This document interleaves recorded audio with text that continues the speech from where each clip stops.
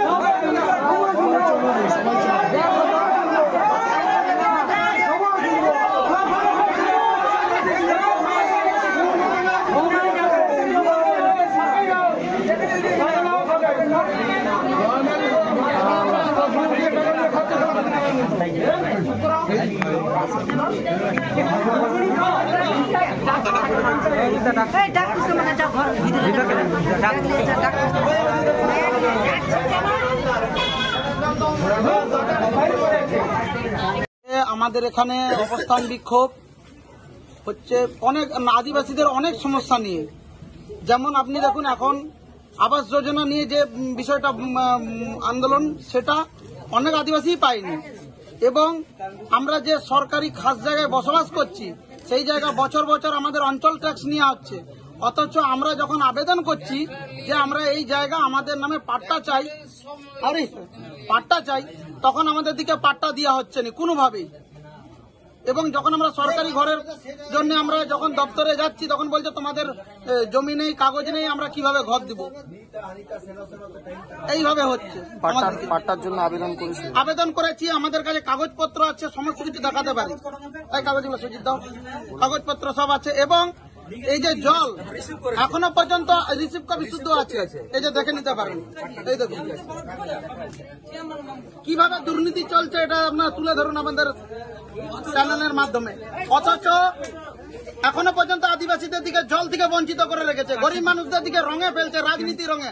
গরিব আমরা খেটে খাওয়া মানুষ, আমাদের কিসের রং? এই দলদাস হয়ে এই দাসপুর বুকে ওসি থেকে বিডিও থেকে বিএলআর থেকে সমস্ত দপ্তরেরা দলদাস হয়ে কাজ করছে। যেখানে মাননীয় আদিবাসী সম্প্রদায়ের মানুষকে নিয়ে নৃত্য করছে, স্টেজে দেখাচ্ছে আমরা আদিবাসী মানুষদের পাশে আছি। অথচ সেই নাচের আড়ালে আদিবাসীদের অস্তিত্ব বিনাশ বসেছে এই সরকারের আমলে। এরা সব দলদাস হয়ে কাজ করছে। যেখানে পাবলিক সার্ভেন্ট, সাধারণ মানুষের ট্যাক্সের টাকা এদের সংসার চলে, এরা দলদাস হয়ে কাজ করছে। কি ধরনের রাজ্য চলছে এখানে? আমার নাম তারাপদ সিং মুন্ড্রি, আমি আদিবাসী জনকল্যাণ অমর অটোমোবাইল এখন আপনার প্রিয় শহর দাঁতনে। ইয়ামাহা কোম্পানির সমস্ত ধরনের মোটর বাইক নিতে আজই চলে আসুন অমর অটোমোবাইলে।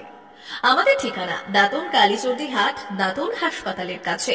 আমাদের এখানে পাবেন ইয়ামাহা কোম্পানির সমস্ত রকমের মোটর বাইক।